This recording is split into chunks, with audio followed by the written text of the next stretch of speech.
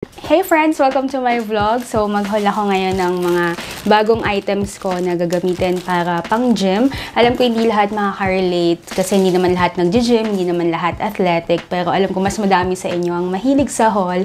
So, I hope you still enjoy this video. So, meron akong vlog last week na pumunta ako sa HMR. Actually, mag-grocery lang ako noon. Wala akong plan bumili ng rubber shoes. So, ito yung sapatos na nabili ko sa HMR. 1,799 pesos talaga. Pero nabayadan ko siya ng 799. So, go check out the vlog sa description box to watch that video. Pero, ang alam ko kasi talaga, yung mga nasa HMR, mga original, mostly from US.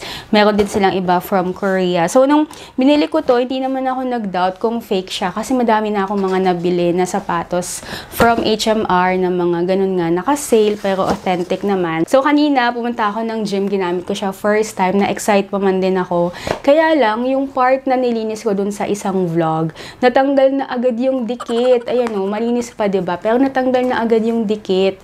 So, inisip ko, wait lang, na fake ba ako dito? Fake kaya to? O dahil ba luma lang talaga siya, kaya mahina na yung dikit? Hindi siya masyadong comfortable. Pero, ayan, panoodin mo na lang yung vlog and let me know what you think. Kung fake ba to or original na damage lang dahil matagal siguro Usually, meron akong mga workout clothes. Yung mga workout clothes ko, syempre affordable din. So, nabili ko to sa Lovito. Meron din akong haul, vlog haul sa Lovito ng mga items. Parang mga 200, 300 pesos and magandang mall. Meron dun isang pwesto sa tabi ng McDonald's na 100 pesos lang. Tapos, maganda yung quality. Pag kasi pang gym, maganda yung malambot na stretch na manipis. Ito yung mga style. So, may color black. And then color blue, color red. Ito naman, ito yung suot ko kanina. So, naka-red ako na top and black na shorts. Tapos, kanina ko nga sinuot yung rubber shoes. Ito naman neon, para iba. Yan, manipis din yung tela niya. Nakalagay, make yourself proud din. Cute kasi pag ganito, naka-crop top ka, parang cute pa din tignan, parang may shape ka pa din. Pinaka-conscious ako talaga, sa totoo lang. Sa underarms ko, kaya ko naman mag-sports bra talaga. Kaya lang may mga routine na kailangan mo magtaas-taas ng kamay. So, jahay ako doon. Siguro mag-sports bra ako pag wala akong trainer, na ako lang mag-isa, na kontrolado ko yung mga routine na gagawin ko for that day. Pero ayan, so 100 pesos each. Okay naman to. Maganda yung quality niya. Meron ng top, meron din ako mga pang bottom. Ang madami ko kasi yung mga leggings. Pero pag mga workout routine pala, parang mas comfortable kapag cycling or shorts para mas nakakagalaw ka din. Tsaka hindi din sobrang init. So itong shorts na suot ko ngayon from Lovito din to. Isa lang kasi yung meron akong ganito. Tapos nung ginamit ko na siya sa gym, sabi ko, ang ganda pala, comfortable, nakakagalaw ka, hindi sobrang init. Tapos stretch material. So nung 12/12, umorder ulit ako sa Lovito. Ang mura lang kasi parang 230 pesos ang isa. So, order ako ng dalawang black at saka isang pink. Hopefully, parehas ng material kasi last time umorder din ako ng isa pa from Lovito pero magkaibang quality.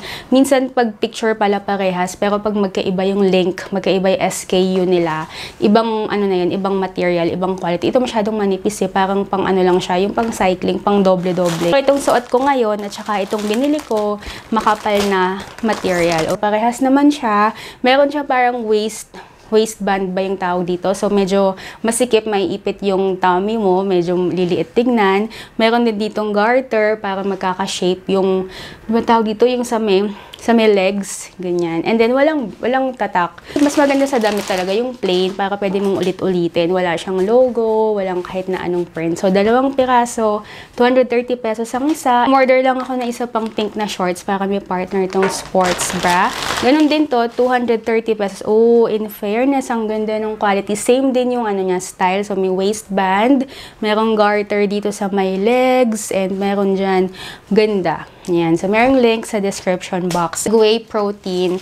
Kasi pwede mo namang makuha daw sa mga food na kinakain mo. Kaya lang, konti, minimal Like, halimbawa, kakain ka ng chicken or mga fish, ganyan.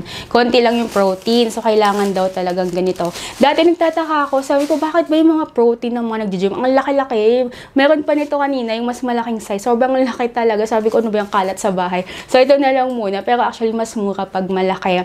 3,000 yata doble yung size. Ito, 1,850. Mahal din siya talaga kung tutuusin. Kaya lang, kung i-goal mo talaga na mag-gain ng muscle, tapos i-achieve mo yon sa food, halos parehas lang, 'di ba? Kasi mahal din naman yung mga food na may protein. Hindi yung flavor niya vanilla. Actually, yung bibiling ko talaga dapat chocolate para mas masarap yung lasa. Sabi ni ate na nagbabenta, vanilla na lang ma'am, para pag bawat sawa ka na sa flavor ng vanilla, pwede mong haluan ng fruits para mag-iba yung flavor. Naisip ko nga, no, tama. Pero nung tinanong ko si coach, sabi niya, added calories daw yon, yung pag may add ka pa ng mga something. So, sana pala chocolate na lang. Ano ba ito, box?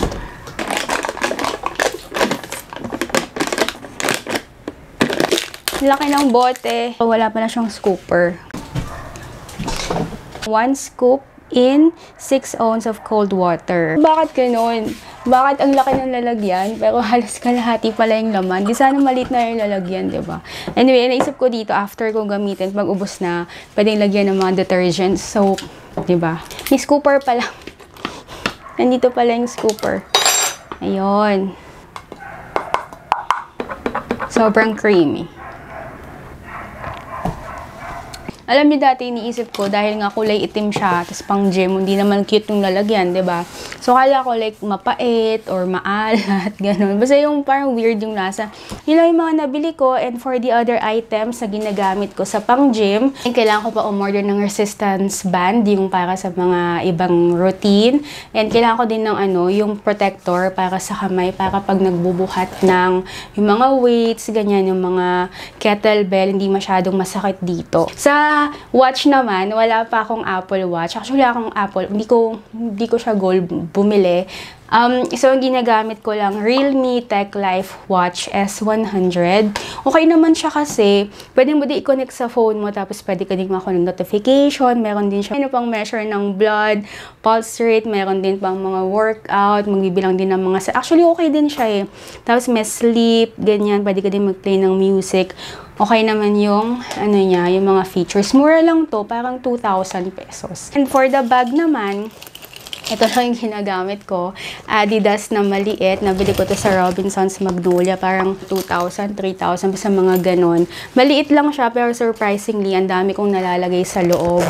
Kompleto naman dyan. May extra shirt minsan, may wallet, lahat ng mga essentials for the gym. Sa tubig naman, dati ang gamit kong brand, yung Aqua Flask, pero nawala kasi. So ngayon, kahit anong tumbler lang dyan sa baba. Guys, I hope you enjoyed my short, quick vlog on my new items sa mga pang gym, mga sports wear, sports attire.